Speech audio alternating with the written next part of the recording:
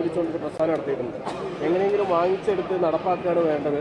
50 കൊല്ലം നിങ്ങൾ തിരിച്ചടവിനെ കുറിച്ച് ഇപ്പോൾ ആലോചിക്കേണ്ട എന്നൊക്കെയാണ് കെ സുരേന്ദ്രൻ ന്യായീകരിച്ചുകൊണ്ട് പറയുന്നത്. ഇതിന്റെ കേന്ദ്ര ഗവൺമെന്റിന്റെ ഔദാര്യമല്ലല്ലോ നമുക്ക് വേണ്ടത്. അവിടെ ഉണ്ടായതൊരു തീവ്ര ദുരന്തമാണ് വയനാട്ടിൽ ഉണ്ടായത് എന്ന് അവർ അംഗീകരിച്ചു. അപ്പോൾ സാധാരണ സംസ്ഥാനങ്ങളിലേക്ക് കൊടുക്കുന്നത് സ്പെഷ്യൽ ഫിനാൻഷ്യൽ അസിസ്റ്റൻസ് ആണ്, പ്രത്യേക സാമ്പത്തിക പാക്കേജാണ് കൊടുക്കുന്നത്. ആ പ്രത്യേക സാമ്പത്തിക പാക്കേജ് നമ്മൾ 2000 കോടി രൂപയാണ് ആവശ്യപ്പെട്ടിരിക്കുന്നത്. അതിൽ നിന്ന് 100, 200, 500 കോടി കുറച്ചോ.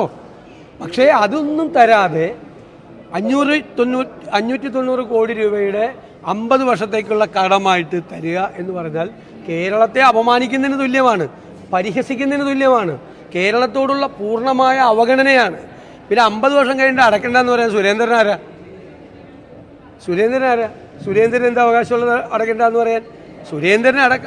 സുരേന്ദ്രൻ പ്രതിനിധാനം ചെയ്യുന്ന പാർട്ടിയുടെ ദേശീയ അവർ ഭരിക്കുന്ന ഗവൺമെൻറ്റാണ്, നാഷണൽ ഗവൺമെൻറ്. ഇത് ഔദാര്യമൊന്നുമല്ല. ഒരു സ്റ്റേറ്റിലൊരു ദുരന്തം ഉണ്ടാകുമ്പോൾ സ്റ്റേറ്റിന് കേന്ദ്രം സഹായിക്കണം. ആ സഹായിക്കണം. ഇതിനു മുമ്പ് സഹായിച്ചിട്ടുണ്ട്. അവർ പല സംസ്ഥാനങ്ങളെ സഹായിച്ചിട്ടുണ്ട്. നേരത്തെ BJP ഭരിക്കുമ്പോൾ ഹിമാചൽ പ്രദേശിനെ, ഉത്തരാഖണ്ഡിനെ, UP എല്ലാ സംസ്ഥാനങ്ങളെയും സഹായിച്ചിട്ടുണ്ട്. കേരളത്തിന് അത് തരില്ല എന്ന് പറയുന്നത് എന്ത് നീതിയാണ്? ഈ പാവപ്പെട്ട മനുഷ്യർ അവർ നിൽക്കുന്ന കാലിൻ്റെ അടിയിൽ മണ്ണൊലിച്ചു പോയതാണ്.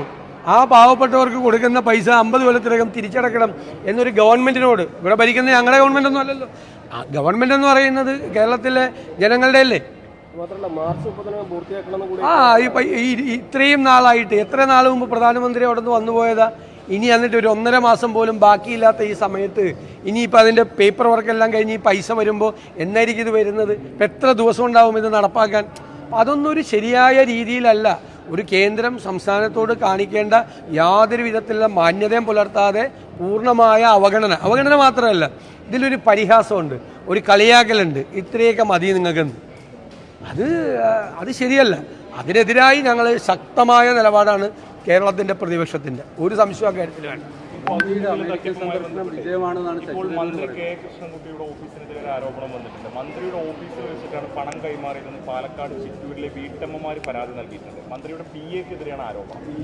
അത് ആരാണെങ്കിലും അത് അന്വേഷിക്കേണ്ടതാണ്. പക്ഷേ 2 രീതിയിലുണ്ട്. പലരും ഇത് ശരിയാണ് എന്ന് വിചാരിച്ചൊരു നല്ല പ്രോജക്റ്റാണ് എന്ന് വിചാരിച്ച് ഇതിൻ്റെ ഭാഗമായി മാറിയിട്ടുണ്ട്. തട്ടിപ്പ് നടത്താൻ ഉദ്ദേശിച്ച് ഈ പരിപാടി നടത്തിയിരിക്കുന്നവർ ഇതൊരു നല്ല സംരംഭമാണ്, ജനങ്ങൾക്ക് പ്രയോജനപ്പെടട്ടെ എന്ന് കരുതി ചെയ്തവരും തമ്മിലുള്ള വ്യത്യാസം 2 അവർ ഒരാളെയും ചതിക്കാൻ കൂട്ടുന്നതല്ല, ചീറ്റിംഗ് അല്ല. അപ്പോൾ അത് ഏതാണ്? തട്ടിപ്പാണോ, ചതിയാണോ, അല്ലെ ഇതൊരു നല്ല പരിപാടിയാണോ എന്ന് വിചാരിച്ച് ഇതുമായി സഹകരിച്ചാണോ എന്ന് അന്വേഷിച്ചിട്ട് വേണം. കാരണം നിരപരാധികളായ ഒരുപാട് ആളുകൾ ഇതിൽ കുടുങ്ങിയിട്ടുണ്ട്. അവരൊന്നും കുറ്റക്കാരാക്കി. ഇപ്പോൾ ജസ്റ്റിസ് CN രാമേന്ദ്രൻ നായർ, അദ്ദേഹത്തെ പോലെ ഒരാളെ ഒരു കാരണവശാലും സർക്കാർ പ്രതിയാക്കാൻ പാടില്ലായിരുന്നു. അദ്ദേഹം തട്ടിപ്പുകാരനാണോ? അദ്ദേഹം എത്ര ക്രെഡിബിലിറ്റിയുള്ള ഒരു ജഡ്ജാണ്. എല്ലാവരും ബഹുമാനിക്കുന്ന, നിയമലോകം മുഴുവൻ ബഹുമാനിക്കുന്ന ഒരു റിട്ടയേർഡ് ഹൈക്കോടതി ജഡ്ജിയാണ്. എത്ര ലാഘവത്വത്തോടു കൂടിയാണ് അദ്ദേഹത്തിനെതിരായിട്ട് ഒരു കേസെടുത്തത്. അദ്ദേഹം ആരെങ്കിലും പറ്റിച്ചോ, ആരെങ്കിലും ചതിച്ചോ, എന്തെങ്കിലും തട്ടിപ്പ് നടത്തി? അത് ശരിയല്ല ഗവൺമെന്റ് കാണിക്കുന്നത്. അല്ല, അങ്ങനെ ചെയ്തിട്ടുണ്ടോ എന്ന് പരിശോധിച്ച്, അങ്ങനെ തട്ടിപ്പ് സർക്കാർ പദ്ധതിയാണ് എന്നെല്ലാം പറഞ്ഞ് തട്ടിപ്പ് നടത്തിയിട്ടുണ്ടെങ്കിൽ അത് തട്ടിപ്പാണ്. ഞാൻ പറഞ്ഞല്ലോ, അത് 2 രീതിയിൽ സംഭവിച്ചിട്ടുണ്ട്. തട്ടിപ്പ് നടത്താൻ വേണ്ടിയിട്ടുള്ള തട്ടിപ്പ് നടത്തിയിട്ടുണ്ട്, അറിയാതെ പെട്ടതൊരു നല്ല സംരംഭമാണ് എന്ന് വിചാരിച്ച് പെട്ടുപോയിട്ടുണ്ട്. അപ്പോൾ അതിൽ നിരപരാധികളെ അല്ല തൂക്കേണ്ടത്, പ്രതികളായ ആളുകൾ, യഥാർത്ഥ പ്രതികളെയാണ് അറസ്റ്റ് ചെയ്ത് നിയമത്തിൻ്റെ മുന്നിൽ കൊണ്ടുവരേണ്ടത്. മാത്രമല്ല, ഇത്തരം തട്ടിപ്പുകൾ കേരളത്തിൽ ആവർത്തിക്കപ്പെടുകയാണ്. ഒരുപാട് പേര് ഇതിൻ്റെ ഇരകളായി മാറുകയാണ്, സാധാരണക്കാരും അല്ലാത്ത ആളുകളും മിഡിൽ ക്ലാസ്സിൽപ്പെട്ടവരും എല്ലാവരും. അപ്പോൾ അതുകൊണ്ട് ഇത്തരം സംരംഭങ്ങൾ തുടങ്ങുമ്പോൾ തന്നെ സർക്കാരും ബന്ധപ്പെട്ട ഏജൻസികളും ശ്രദ്ധിക്കണം. പ്രധാനമായി കേരളത്തിൽ മികച്ച വ്യാവസായിക അന്തരീക്ഷം അല്ല, കേരളത്തിൽ മികച്ച വ്യവസായ അന്തരീക്ഷം ഉള്ള ഒരു സംസ്ഥാനമല്ല ഇപ്പോൾ. അത് സ്വാഭാവികമായിട്ടത് മെച്ചപ്പെട്ട് വരേണ്ടതുണ്ട്. മെച്ചപ്പെട്ട് വരണമെന്ന് ആഗ്രഹിക്കുന്ന ആളുകളാണ് ഞങ്ങൾ. ശശി തരൂർ എന്ത് സാഹചര്യത്തിൻ്റെ പുറത്ത്, എന്ത് സ്റ്റാറ്റിസ്റ്റിക്സിൻ്റെ പുറത്താണ് ആ ലേഖനം എഴുതിയതെന്ന് ഞങ്ങൾക്കറിയില്ല. ഇപ്പോൾ ഉദാഹരണം, കേരളത്തിൽ പുതിയതായി കഴിഞ്ഞ 3.5 വർഷം കൊണ്ട് 3 ലക്ഷം സംരംഭങ്ങൾ തുടങ്ങിയെന്നാണ് വ്യവസായ മന്ത്രി അവകാശപ്പെടുന്നത്. ഞാൻ അത്ഭുതത്തോടു കൂടി അദ്ദേഹത്തോട് ചോദിച്ചു, ഏത് സംരംഭമാണ് കേരളത്തിൽ 3 ലക്ഷം? അപ്പോൾ മിനിമം ഒരു നിയോജകമണ്ഡലത്തിൽ ശരാശരി ഒരു 2000 സംരംഭം വെച്ച് തുടങ്ങണം, വേണ്ടേ? ഇപ്പോൾ പെരിന്തൽമണ്ണയിൽ 2000 സംരംഭം തുടങ്ങിയിട്ടുണ്ട്, അല്ലെങ്കിൽ 500 സംരംഭം തുടങ്ങിയിട്ടുണ്ടോ? നമ്മൾ ഈ നാട്ടുകാർ ഈ പ്രത്യേകിച്ച് ഗൾഫിൽ നിന്നൊക്കെ തിരിച്ചു വന്നവർ വന്ന് ബേക്കറി തുടങ്ങും, പെട്ടിക്കട തുടങ്ങും, ചെറിയ തുണിക്കട തുടങ്ങും. അതൊക്കെ വ്യവസായ സംരംഭങ്ങളായി കേരളത്തിൽ കൂട്ടരുത്.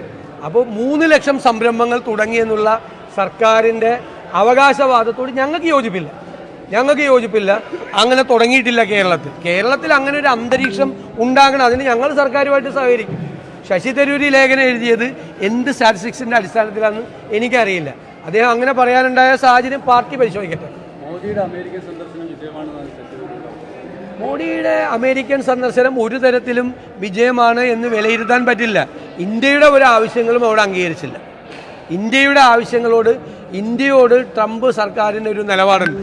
ആ നിലപാടിൽ ഒരു ചെറിയ മാറ്റം പോലും വരുത്താൻ മോഡിയുടെ സന്ദർശനം കൊണ്ട് സാധ്യമായില്ല.